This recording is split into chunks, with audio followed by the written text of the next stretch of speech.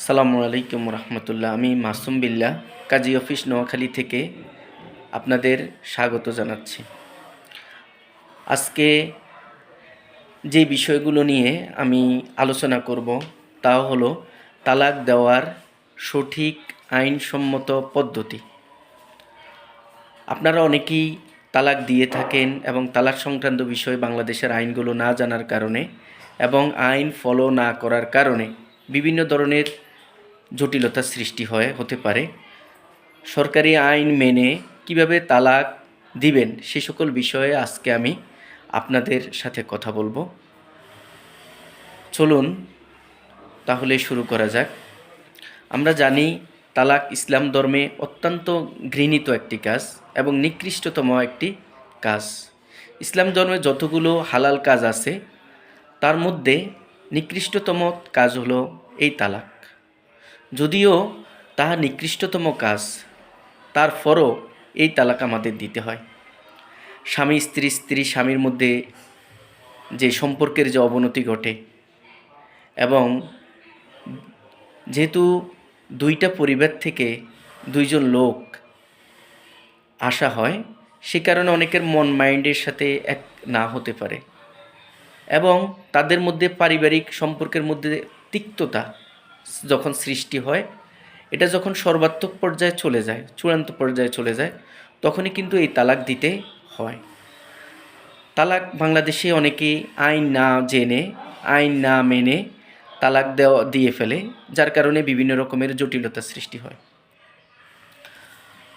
আর ইসলাম ধর্মে Islamic rules অনুযায়ী কীভাবে তালাকটা দেওয়া হবে এবং শরীয়ত, ইসলামী শরিয়া আইন অনুযায়ী কিভাবে তালাকটা দেওয়া হবে এবং এই সংক্রান্ত বিষয়ে বিভিন্ন মতবাদ আছে।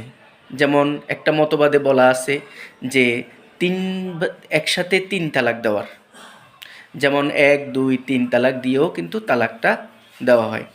আর আরেকটা মতবাদে উল্লেখ আছে যে একসাথে 3 তালাক দিলে হবে না, আলাদা আলাদা তালাক দিতে হবে। প্রতি মাসে একটি করে তালাক দিতে হবে। প্রথম মাসে একটা, দ্বিতীয় মাসে একটা, তৃতীয় মাসে একটা, এইভাবে মোট 3 মাসে 3টি তালাক দিতে হবে। এভাবে দুটো মতবাদ। কিন্তু ইসলামিক শরীয়ত অনুযায়ী হলেও কিন্তু রাষ্ট্রীয় যে আইন, সে আইনে বলা হয় যে সরকারি আইন মেনে তাও আমাদের কাজ কীভাবে করতে হবে, সেই সকল বিষয়ে আমাদের মুসলিম পারিবারিক আইন অধ্যাদেশ আইনে 7-এর ধারায় সেই সকল বিষয়গুলো ব্যাখ্যা বিশ্লেষণ করা দেওয়া আছে এবং 7-এর 1 ধারায় সেখানে আপনি নোটিশ পাঠানোর একটা বিধান অর্থাৎ কথা বলা আছে। তালাক আমরা যে সাধারণত মৌখিকভাবে দিয়ে থাকি মুসলিম পারিবারিক অধ্যাদেশ 7-এর 1 ধারা অনুযায়ী, যে নোটিশটা যখন পাঠানো হবে, আমরা নোটিশটা কার বরাবর পাঠাবো, কীভাবে পাঠাবো আমরা অনেকেই জানি না।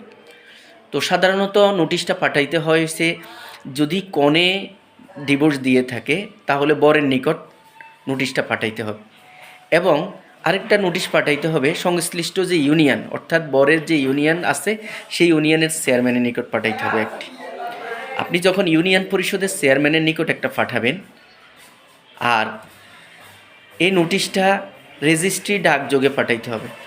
রেজিস্ট্রি ডাকযোগে যখন পাঠাবেন তখন আপনাকে একটা টোকেন দেওয়া হবে, একটা রসিদ দেওয়া হবে। এই রসিদটা আপনার নিকট আপনি সংরক্ষণ করে রাখতে হবে। আর চেয়ারম্যানের নিকট যখন চেয়ারম্যান মহোদয় যখন এই নোটিশটি পাবে, তখন চেয়ারম্যান মহোদয় 30 দিনের মধ্যে এই নোটিশের জন্য বর এবং কনের নিকট উনি আরেকটা নোটিশ পাঠাবে।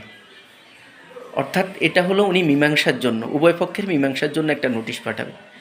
সাধারণত আমাদের সিটি কর্পোরেশন চেয়ারম্যান মহোদয়রা 5 or 7% তারা নোটিশটা পাঠায়, অনেকেই পাঠায় না।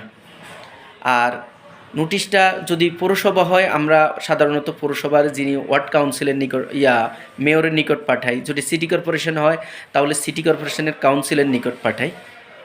ওনারা যদি 30 দিনের মধ্যে যদি উভয় পক্ষের সাথে মীমাংসা করার চেষ্টা করবেন, যদি না করেন তাহলে 30 দিন যখন পূর্ণ হয়ে যাবে, অর্থাৎ 30 দিন যখন পূর্ণ হয়ে যাবে, তখন ওই যেই তারিখে উনি নোটিশটা পাঠিয়েছেন, যে ডাকযোগে যেই তারিখ থেকে নোটিশটা পাঠিয়েছেন, ওই প্রাপ্তি স্বীকার কপি থেকে 90 দিন উনি হিসাব করবেন। যখন 90 দিন পূর্ণ হয়ে যাবে তখন ডিভোর্সটা কার্যকর হয়ে যাবে। এই নোটিশটি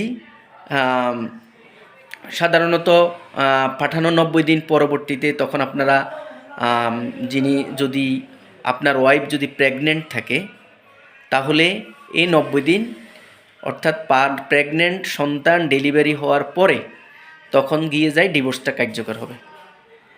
আর যদি বাচ্চা ডেলিভারির আগে যদি আপনার অর্থাৎ প্রেগনেন্টের পূর্বে সন্তান সম্ভবা হওয়ার পূর্বেই আপনি ডিভোর্স কার্যকর হওয়া যায়, অথবা এর মধ্যে যদি ওয়াইফ প্রেগনেন্ট থাকে তাহলে বাচ্চা ডেলিভারি হওয়ার আগ পর্যন্ত ওনার তালাকটা কার্যকর হবে না।